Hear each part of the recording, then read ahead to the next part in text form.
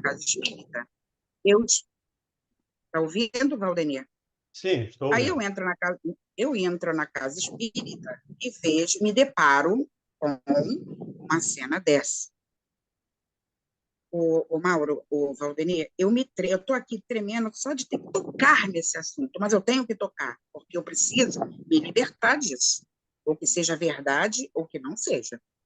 Enfim, eu falei, peraí, como pode ser o meu filho?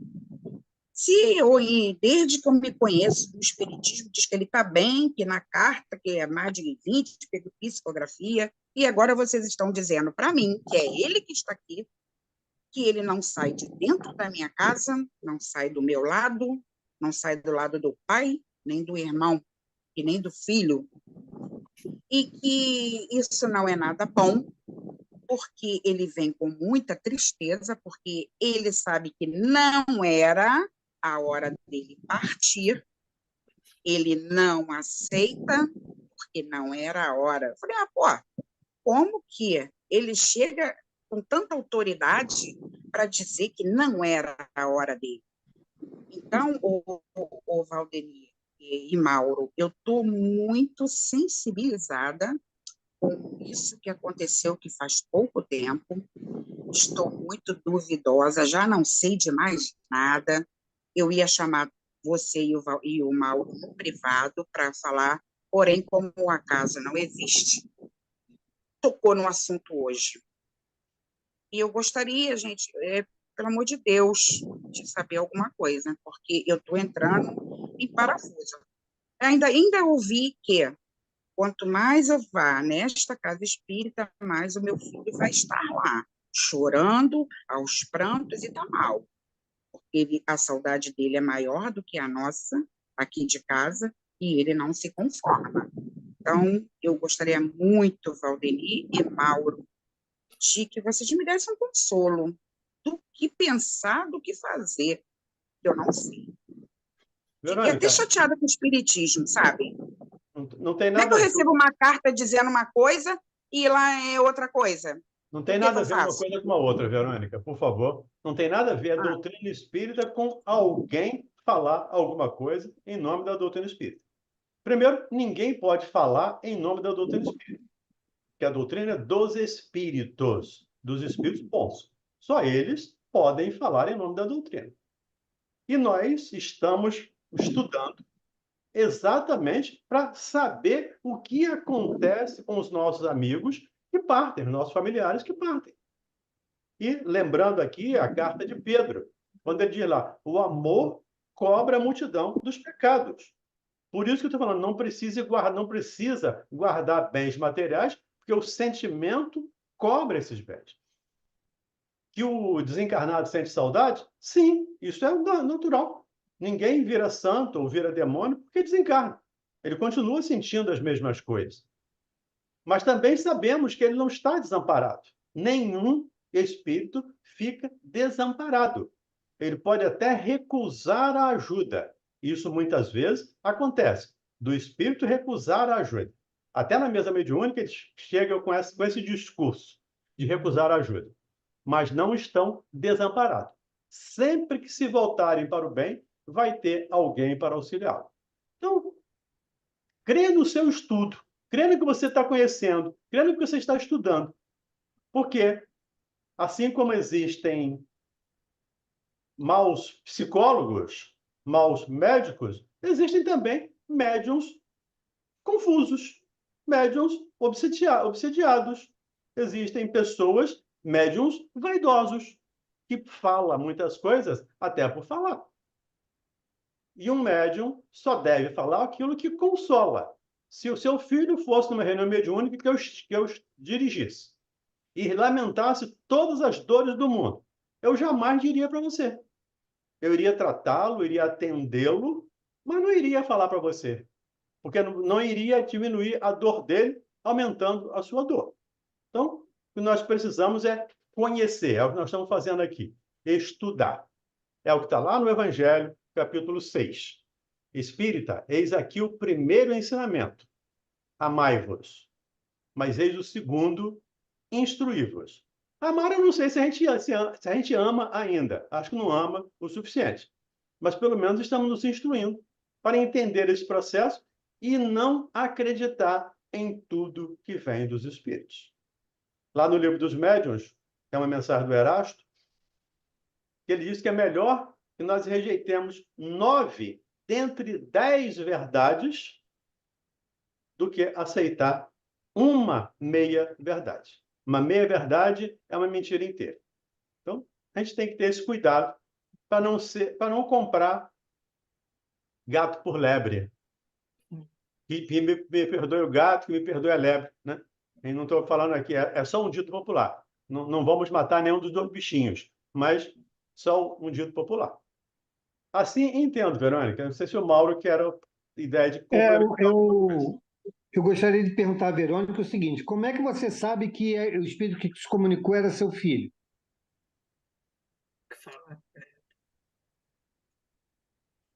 Verônica? Verônica?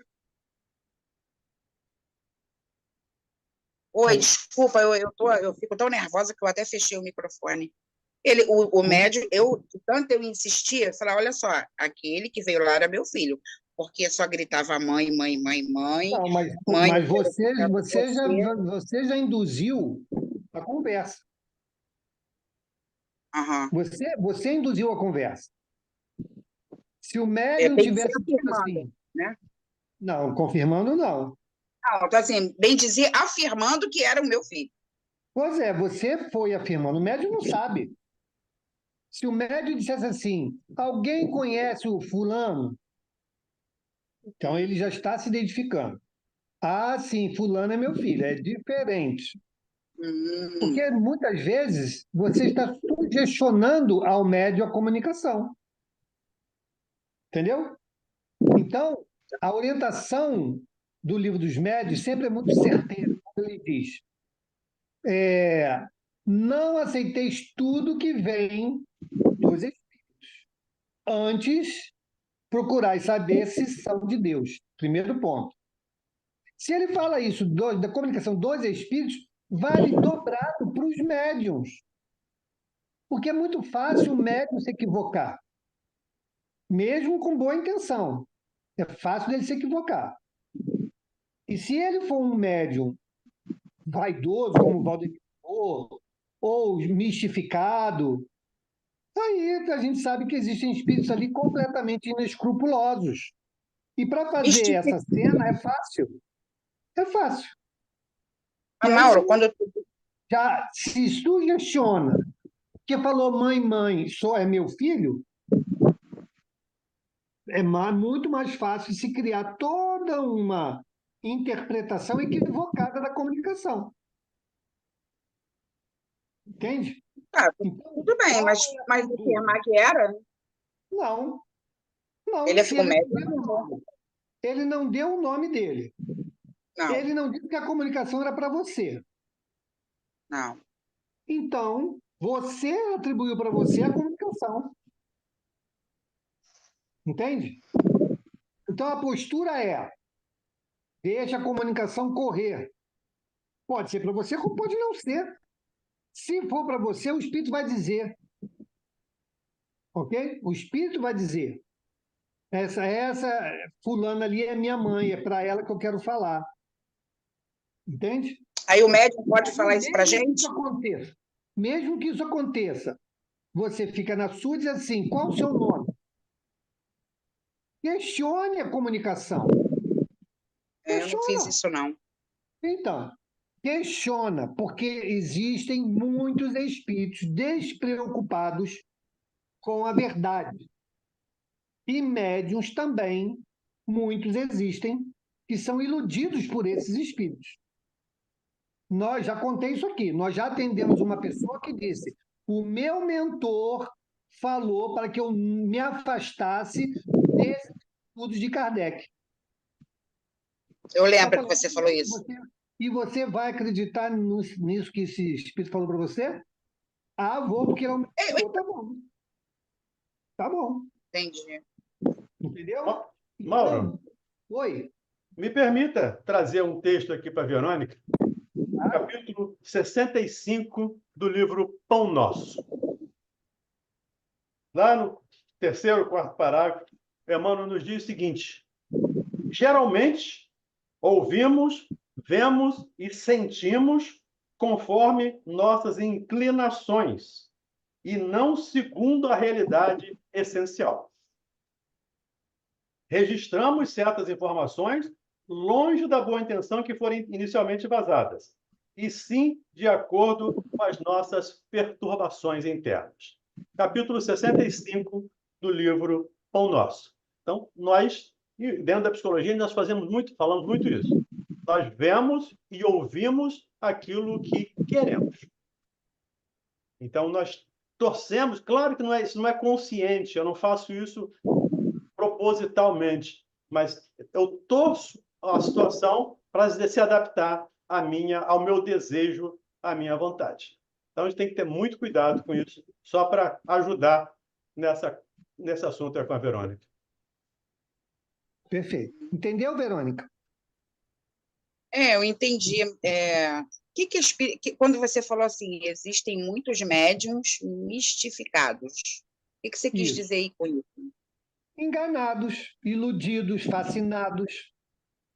Entendeu?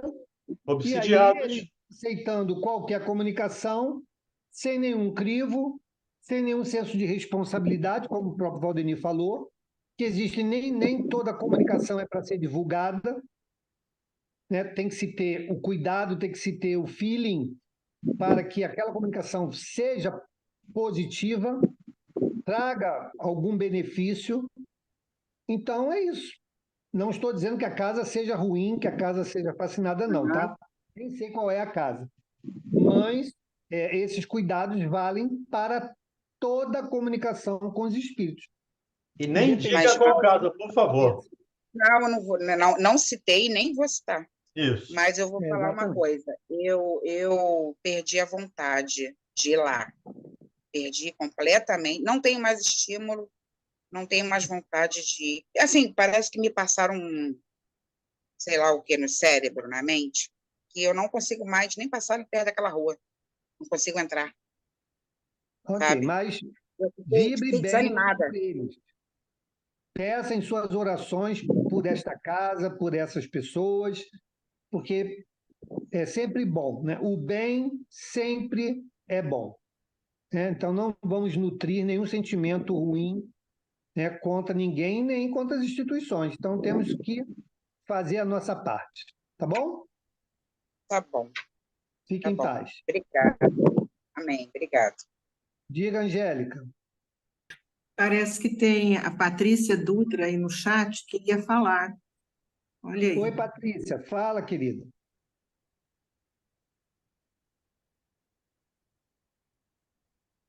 Diga, Patrícia.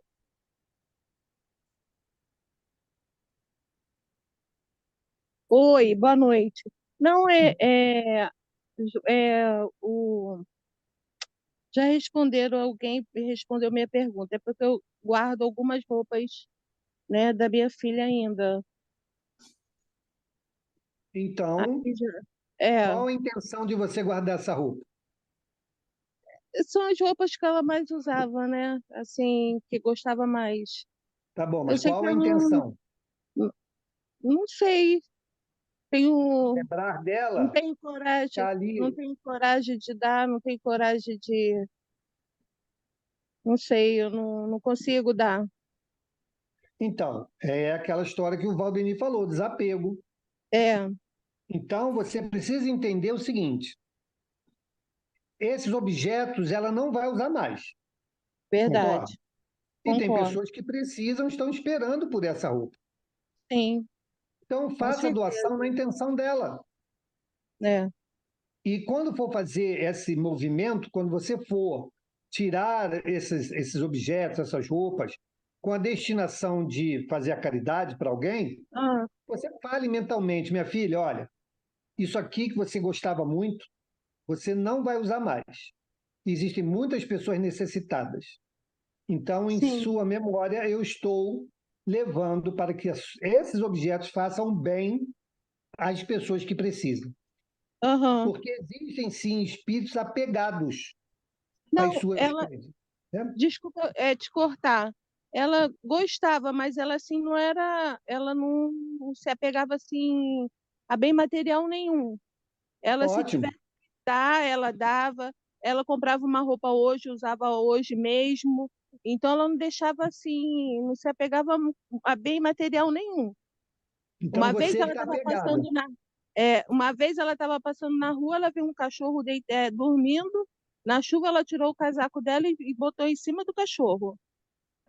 Que Ela bom, uma não. pessoa de bom É, coração, né? isso, verdade. Então faça a sua parte agora. Desapegue Sim, e faça alguém feliz com esses itens que você pode doar. com certeza. Vou fazer Tá bom? isso. Tá bom, obrigada, Mauro. Nada, fica com Deus. Vamos adiante, pessoal. Vamos ao Então comentário. vamos lá. Comentário. O túmulo é o ponto de reunião de todos os homens. Aí terminam inelutavelmente todas as distinções humanas. Em vão tenta o rico perpetuar a sua memória, mandando erigir faustosos monumentos. O tempo os destruirá, como lhe consumirá o corpo. Assim o quer a natureza. Menos perecível do que o seu túmulo será a lembrança de suas ações boas e más. A pompa dos funerais não o limpará das suas torpezas e nem o fará subir um degrau que seja na hierarquia espiritual. Ok. Então aí ficou claro a síntese, né, que Kardec faz do assunto.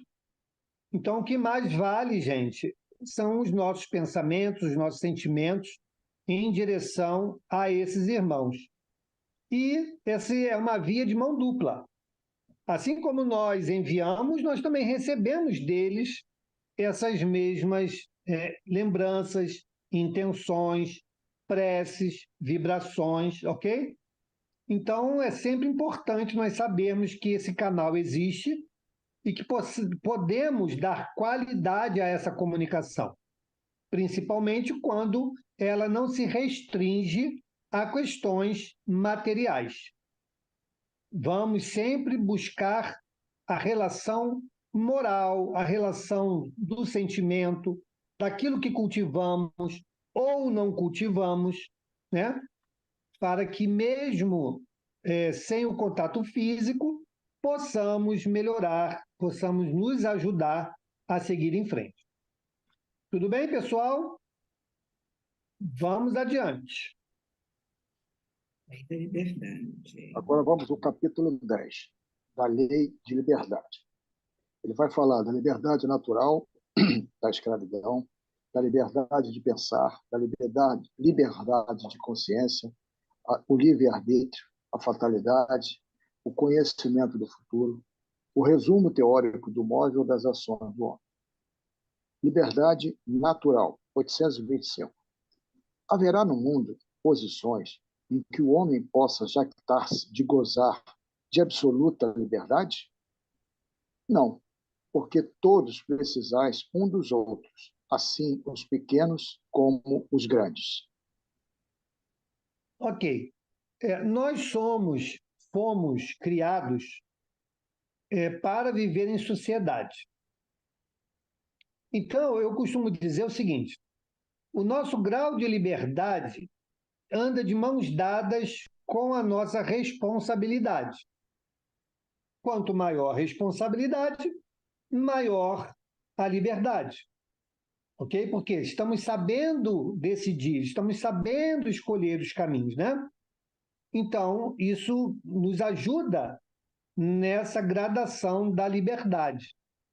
Como nós não podemos viver isoladamente, né, nós precisamos viver em sociedade, essa relação de sociedade também é um balizador da nossa liberdade. Né? Diz o ditado popular, né? O meu direito, né, termina quando começa o do outro. A liberdade é a mesma coisa. Eu não posso simplesmente, por julgar que eu tenho total liberdade, fazer qualquer coisa que venha prejudicar o outro. Então, nós temos sim os nossos freios naturais. se observarmos essa questão basilar da convivência. Mas como somos espíritos ainda inferiores, imperfeitos, essa condição nos faz atropelar ainda essas premissas. Então, a gente julga que nada pode me embarrear a minha liberdade. E aí nós vamos confundindo liberdade com uma série de outras coisas, né? Que passa longe de liberdade, e a gente levanta uma bandeira como se assim fosse. Nos dias atuais, estamos vivendo isso muito de perto, né? E precisamos, sim, olhar para a condição que o Espiritismo nos alerta, que os Espíritos nos mostram, de que estamos aqui para viver em sociedade, para aprendermos uns com os outros, daí a necessidade de vivermos em sociedade, e com isso conquistarmos, construirmos, avançarmos nessa liberdade espiritual que só com o progresso é conquistada. Todos aqueles que vão atrapalhando o seu progresso estão diminuindo a sua liberdade. Ok? É simples assim. Mas nós precisamos trabalhar sempre com esse olhar de respeitando o outro, de sendo responsáveis no momento das nossas ações, porque isso serão degraus para ascendermos a nossa liberdade também. Olha aí o caso do Bezerra, né? É um bom exemplo disso, né? Então, Bezerra, que alcançou um grau, né? Ele saiu da escala de terceira ordem, entrou na escala de segunda ordem, ganhou uma liberdade, conquistou uma liberdade significativa, e aí, pela sua humildade, né? Pela sua grandeza moral, preferiu permanecer aqui conosco, nos ajudando. Mas ele conquistou um grau de liberdade muito maior do que qualquer um de nós, porque foi oferecido a ele a possibilidade de reencarnar em qualquer outro mundo, né? E ele preferiu ficar aqui com a gente, nos ajudando. Então, essa é a relação, né? Liberdade com responsabilidade são as asas que nos levarão a condições sempre melhores. Tudo bem? Alguma pergunta, alguma colocação? Vamos em frente. 826. Em que condições poderia o homem gozar de absoluta liberdade? Nas do eremita no deserto, desde que juntos estejam dois homens. Há entre eles direitos recíprocos que lhes cumpre respeitar. Não mais, portanto, qualquer deles goza de liberdade absoluta. É isso aí. Quer ter liberdade absoluta? Vai lá para a Lua, vai lá para Marte, que vai ser só você. Aí você faz o que quer, porque você não vai prejudicar ninguém, a não ser você mesmo, né? Que é o que ele chama aqui do ermitão, né? O eremita. O eremita é aquele cara que vive sozinho, isolado, num lugar que não existe ninguém. Então tá lá ele, né? Mas mesmo assim, eu ainda penso que ele está sujeito e submetido às leis de Deus, né? Então ele não pode assim, eu estou aqui sozinho, tem uma floresta, eu vou derrubar tudo. Ele até pode fazer, mas está se comprometendo. Tem uma água aqui, uma fonte d'água aqui maravilhosa, eu vou consumir ela toda, vou poluir, não vou cuidar dela. Pode até fazer, mas vai se comprometer. Depois vai ter que responder por isso. Então é isso, pessoal. A gente foi criado por Deus para vivermos em sociedade. Então sempre encontraremos aquele que vai compartilhar conosco a caminhada, e desse ponto em diante já não temos liberdade total. Temos que respeitar os nossos limites no limite do outro. Tudo bem? E que dizer dos ditadores, Mauro? Então, o ditador faz o quê? Ele atropela, esses direitos. Ele está se comprometendo. Isso não significa que ele está agindo com liberdade, né? Ele está atropelando a lei e vai responder por isso. Nada vai passar em branco. Fique tranquilo. Como disse a Marcela, até o último centil terá que ser pago. Então, o ditador não está isento dessa responsabilidade. Muito pelo contrário. Quanto mais poder, mais responsabilidade. Um governador tem muito mais responsabilidade do que eu. Um presidente, mais. Um rei, muito mais. Então, um ditador, muito mais.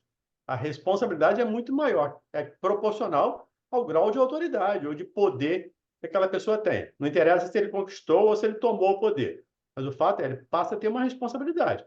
Se ele não agir certo, vai ter que responder com toda certeza. Vamos adiante? 827. A obrigação de respeitar os direitos alheios tira ao homem o de pertencer-se a si mesmo? De modo algum, porquanto este é um direito que lhe vem da natureza. Ok. Isso aqui, gente, tem muitas pessoas que às vezes a gente conversa no atendimento fraterno, no trabalho, né? Que não observa isso daqui. Às vezes as pessoas abdicam de seus direitos, né? Se diminuem, se enclausuram no sentimento, achando que assim está fazendo algo de bom. Não é isso, gente. Está aqui, ó. Olha a pergunta de Kardec. A obrigação de respeitar os direitos alheios tira ao homem o de pertencer-se a si mesmo? Então, nós não temos que nos anular em função do outro. O que nós temos é que conquistar uns aos outros, respeitando principalmente os seus pensamentos, a forma de viver e tudo mais. Mas eu não preciso anular as minhas convicções. Eu posso até revê-las, é diferente. Se eu revejo uma posição, eu adoto outra. Mas se eu abafo algo que eu considero verdadeiro em mim, eu estou me flagelando, eu estou me prejudicando. E aí diz os espíritos, ó, de modo algum, porquanto este é um direito que lhe vem da natureza.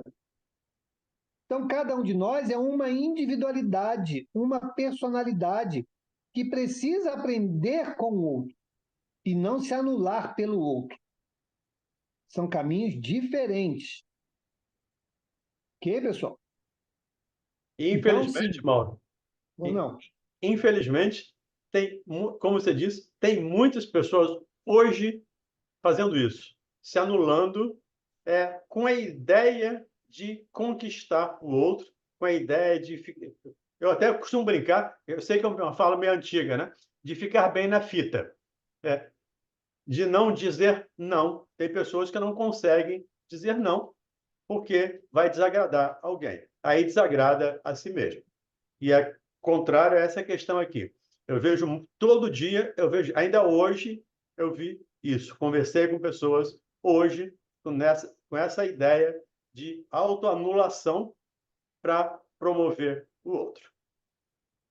Alguém acha que agindo assim vai ser feliz?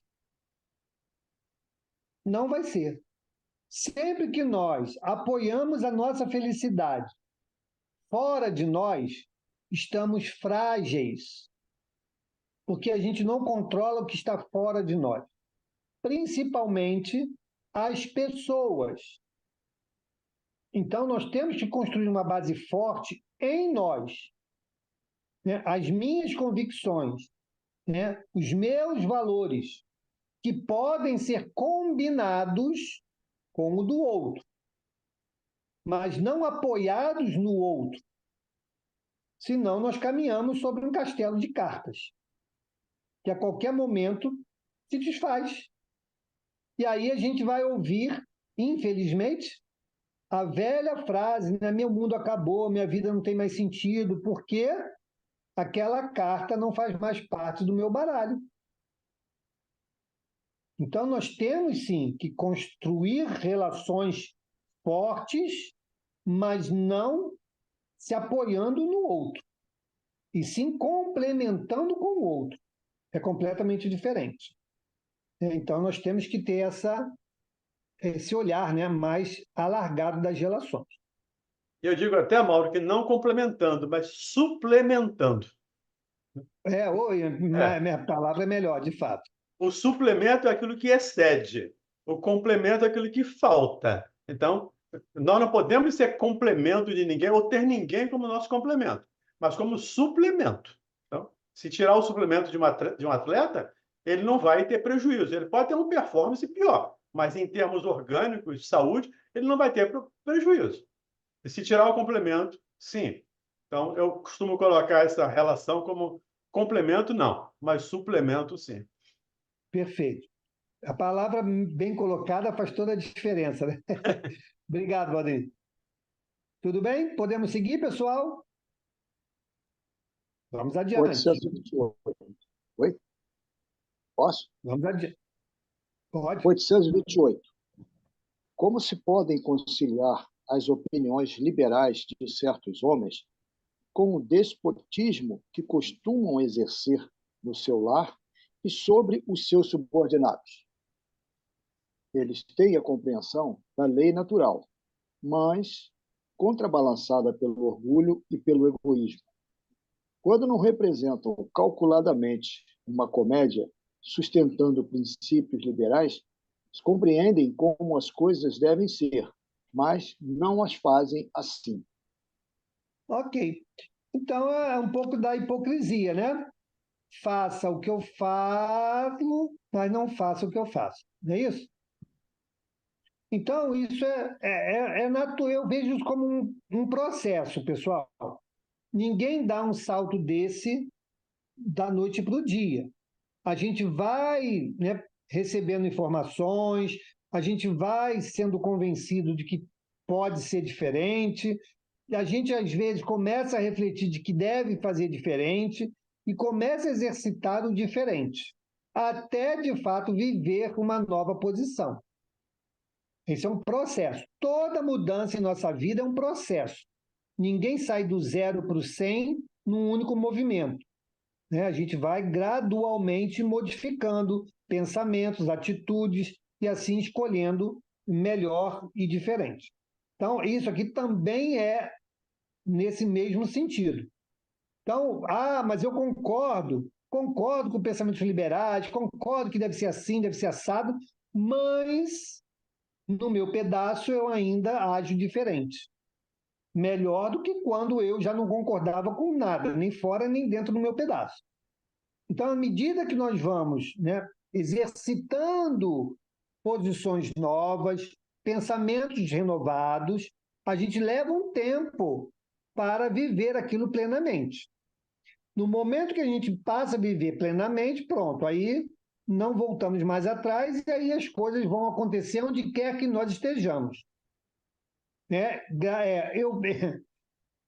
O momento que o Brasil vive, ele está nos presenteando com muitos exemplos do que nós estamos estudando, principalmente na lei de sociedade, né?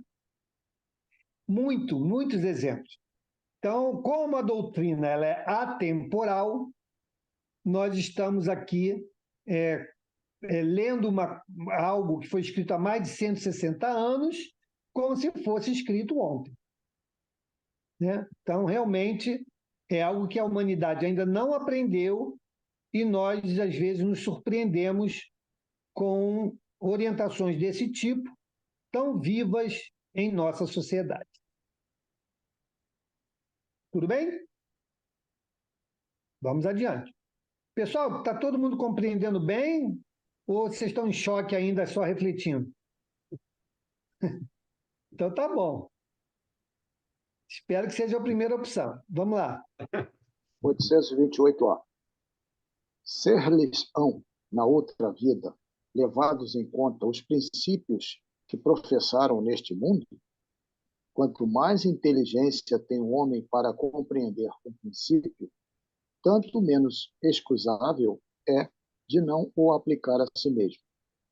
Em verdade vos digo que o homem simples, porém sincero, está mais adiantado no caminho de Deus do que um que pretenda parecer o que não é. Perfeito, né?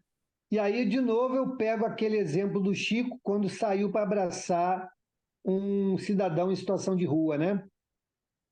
Todo mundo lá estranhando, ué, por que o Chico foi lá abraçar aquele homem? E aí, quando volta, Chico, o que você foi lá abraçar aquele mendigo lá, todo sujo, maltrapilho? Ele falou: o que me atraiu para aquele homem foi a luz que ele emitia, pois aquele homem está na sua última encarnação aqui na Terra. Olha que situação, né? E aí o pessoal ficou de cara grande lá, todo mundo bem vestido, cheirosinho, mas não era a última encarnação deles aqui na Terra. Então, é mais ou menos o que está dizendo aqui. A nossa inteligência, quanto maior é a nossa capacidade, né, intelectual, maior é o nosso compromisso de entender o que nos espera essa encarnação e trabalharmos para isso. Acabamos de falar aqui da questão da liberdade e da responsabilidade. Como está aumentada a nossa responsabilidade diante de tudo isso que estamos estudando aqui? De todos esses princípios que já estudamos, que já compreendemos, que aceitamos, o quanto que isso não reverbera nas nossas ações e escolhas daqui para frente. Se no passado fazíamos por ignorar, se fizermos daqui para frente, já não é mais por ignorar. Então, o peso aumenta, o grau aumenta, a cobrança aumenta. Então, temos que olhar para isso. O Chico também dizia assim: todas as mensagens que eu recebo, eu aceito como sendo para mim. Então, ele pega aquelas lições, pega aqueles exemplos e atribui a ele. Então, eu estou muito mal, eu tenho que melhorar, porque essa mensagem é para mim. A gente, às vezes, acha sempre que é para o outro, né? Não, é para a gente. Então, meus queridos, vamos ter aí, botar aí um elefante atrás da orelha, né? Não mais uma pulga, porque o nosso grau de responsabilidade aumenta na medida em que nós somos instruídos, né? Diga, Valdemir.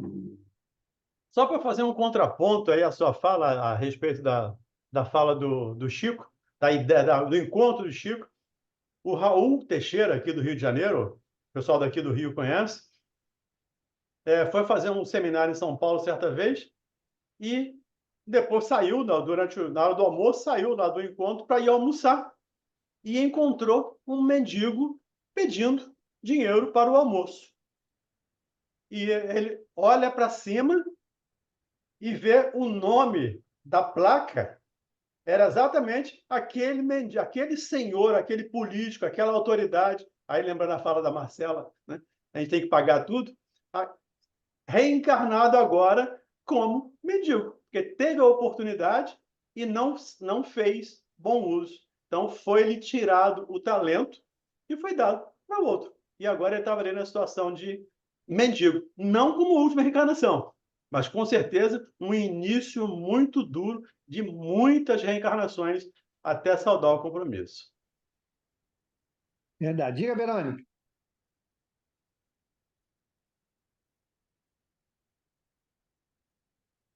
Verônica?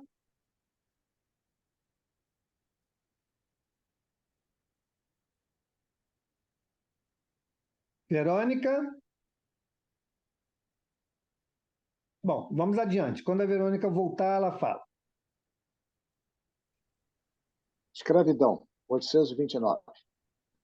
Haverá homens que estejam, por natureza, destinados a ser propriedades de outros homens? É contrária à lei de Deus toda sujeição absoluta de um homem a outro homem. A escravidão é um abuso da força. Desaparece com o progresso, como gradativamente desaparecerão todos os abusos. Isso aí, tá vendo, Pedrão? A questão do ditador está aqui, ó. Né? Por que ele é ditador? Porque ele ainda é ignorante. Porque ele ainda é preso à selvageria da condução das relações humanas. Ele usa a força que tem para subjugar a vontade, mas isso vai desaparecer com o progresso, né? Na medida em que ele entender, né, progredir moralmente, né, ele vai se livrando disso. Então, com o tempo, né? Tudo com o tempo. E aí, veja bem, quando ele fala que o homem é a humanidade, tá, pessoal? Homem e mulher, então, fica bem entendido isso. Então, isso é contrário à lei de Deus. Então, ninguém vem, não existe na lei de Deus a questão dessa imposição da escravidão. Vem como experiência, é diferente. Vem como uma expiação, né? E aí você vai ser colocado aonde? Você vai reencarnar num lugar onde potencialmente aquela condição pode acontecer. E se você tiver que expiar essa experiência, você será conduzido naturalmente para essa experiência dolorosa, porque faz parte do seu processo reparatório. Ok?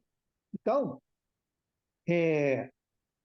quando Kardec pergunta, né, destinado a ser propriedade de outro homem, a situação aqui é de propriedade, não da experiência da escravidão, né, da subjugação.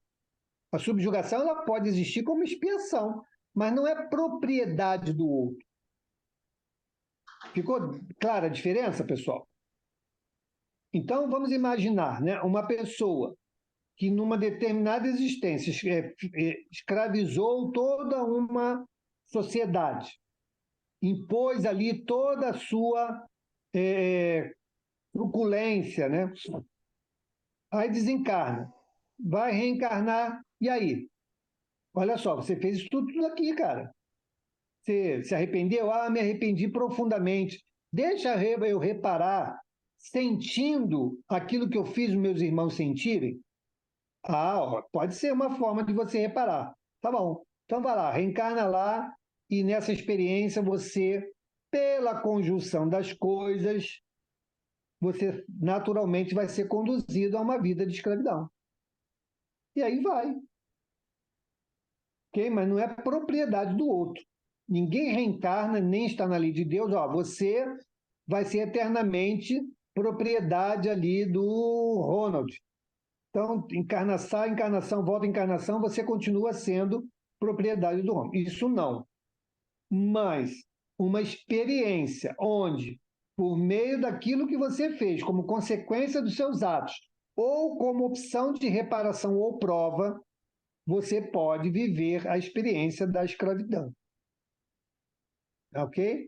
E lembrar, né, Mauro, que ninguém reencarna para escravizar ninguém. Exato. Se não houver essa coisa, digamos assim, vou chamar isso de coisa, haverá outros meios dentro das leis de Deus que farão com que aquela pessoa seja escravo, por exemplo, de uma doença, de uma paralisia, de qualquer coisa, mas ninguém reencarna para escravizar ninguém, para matar ninguém, para prejudicar ninguém. Deus aproveita o nosso equívoco com aquelas pessoas que precisam passar por essa experiência. Mas se nós não fizermos, se não tivermos experiência, a prova vai ser cumprida de outra maneira, mas vai ser cumprida com toda certeza. Exato. Diga, Angélica. Ô, Mauro, o que eu entendi, então, é que a escravidão ela pode ter vindo como expiação, né? Vamos falar da escravidão do Brasil, né? Dos nossos que vieram no navio negreiro e se tornaram escravos aqui, nas grandes propriedades.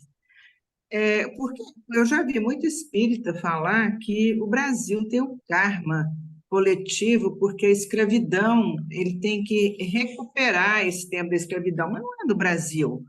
Se esses nossos irmãos vieram para espiar, não falando que eu sou a favor da escravidão, eles cumpriram, eu não sei também, porque muitos revoltaram, né? Alguns cumpriram bem esse papel, com certeza no mundo espiritual evoluíram mais com essa encarnação, Mas eu não entendo que o Brasil tem que reparar. Eles falam que é um karma do Brasil ter que reparar essa fase que nós vivemos da escravidão.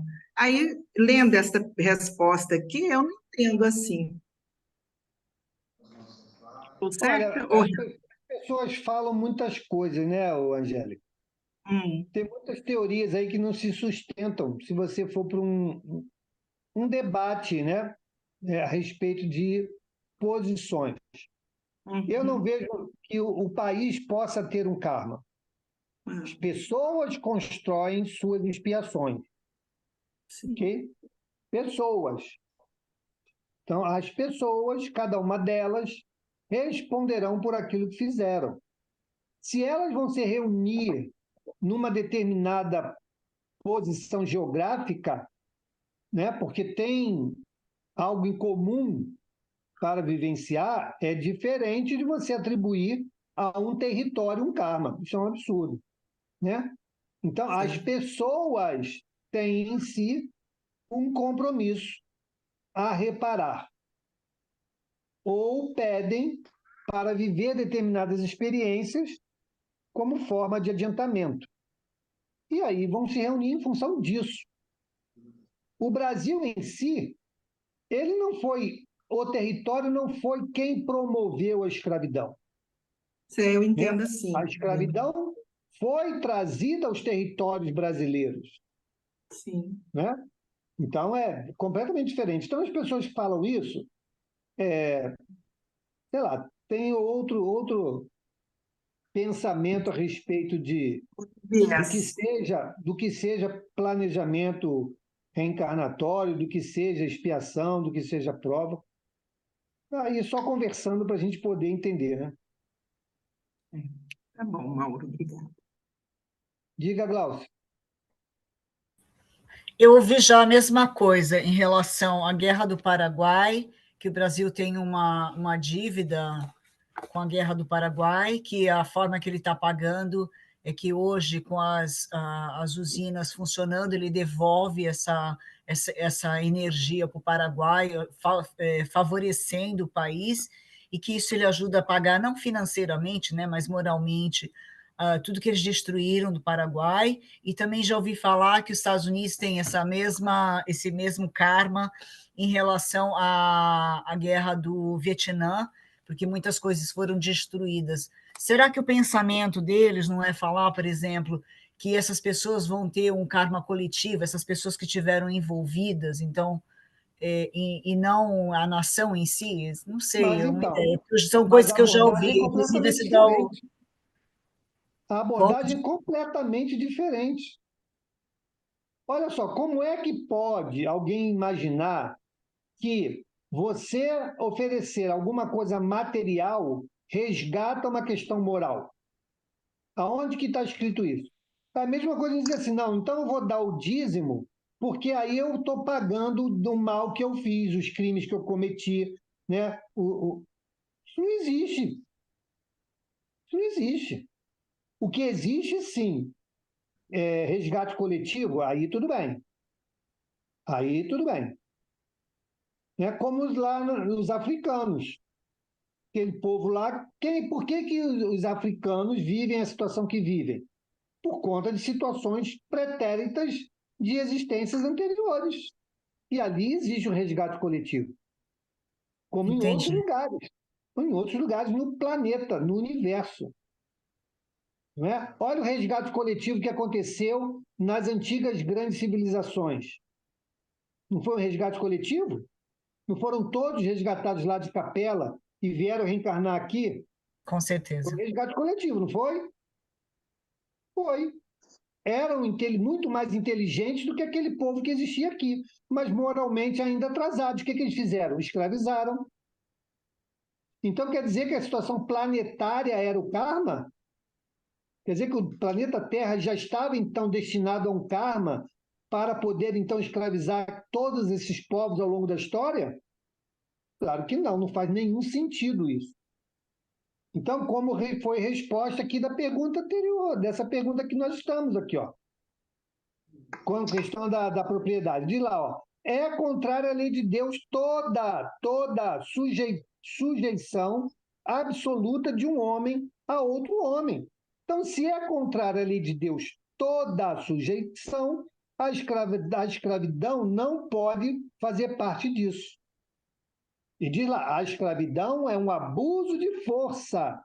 Então, significa uma inferioridade moral do indivíduo. E pode estar aí espalhado pelo mundo, mas continua sendo do indivíduo. Olha o que nós estamos vivendo de novo, olha o que nós estamos vivendo em algumas instituições nossas. O que pessoas estão fazendo dentro dessas instituições? Cerceando, não é? Tirando direitos, não observando a lei, e vão fazendo. Mas é a instituição? Não, são as pessoas que lá estão. Tirem essas pessoas, coloquem outras pessoas, a instituição permanecerá e será vista de outra forma. Então, não é o país que tem o karma, são as pessoas que cometeram aqueles gestos que, sim, estão construindo para o futuro, seja nessa vida ou na vida futura, situações de dificuldade e que terão que reparar. Simples assim. E jamais, pessoal, jamais uma retribuição material vai pagar um débito moral. Ok? Diga, Valdir. Só para fechar aí, acabou o tempo, eu sei que acabou o tempo, mas eu estava me lembrando aqui da tragédia do circo em Niterói, onde um resgate coletivo, onde muitas pessoas pediram para estar naquele local para resgatar uma dívida antiga. Não foi em Niterói que estava devendo. As pessoas que foram ao circo naquele dia que estavam devendo a lei de Deus. Exatamente. Tudo bem, pessoal? Então, vamos fazer a nossa prece, encerrando o nosso encontro de hoje. Vamos pedir a Carol para fazer a nossa prece. Carol, você faz a nossa prece? Encerramento? Carol, então, olha só, se você quiser, quando nós encerrarmos aqui, você pode permanecer na sala, a gente conversa sobre essa questão, tá bom? Quero dizer, sim, eu Mauro. quero. Então tá bom. Então vamos adiante. Deixa eu só... Florzinha, mamãe vai fazer oração, tá? Silêncio agora, tá? Férias, né, gente? Vamos lá, vamos acalmar os nossos corações, elevar os nossos pensamentos a Jesus, agradecer por mais uma oportunidade de aprendizado, por mais uma oportunidade de estudo, agradecer também ao Mauro e ao Valdemir pela disponibilidade, paciência e carinho com que colocam para a gente os seus ensinamentos, as suas compreensões das lições lindamente passadas para a gente pelos Espíritos. Agradecemos muito a oportunidade e pedimos mais uma vez sabedoria para aplicarmos tudo que nós estudamos, tudo que nós aprendemos no nosso dia a dia. Que amanhã estejamos aqui novamente reunidos para mais aprendizados e mais estudos, que a gente se eleve cada dia mais. Muito obrigada pela oportunidade, que assim seja. Que assim seja. Graças a Deus. Um beijo, pessoal. Boa noite. Não, deixa eu falar. Você está devendo informação. Mauro. Mauro. Antes de falar, deixa eu só agendar. Nós paramos na pergunta 829, ficou faltando o comentário, né?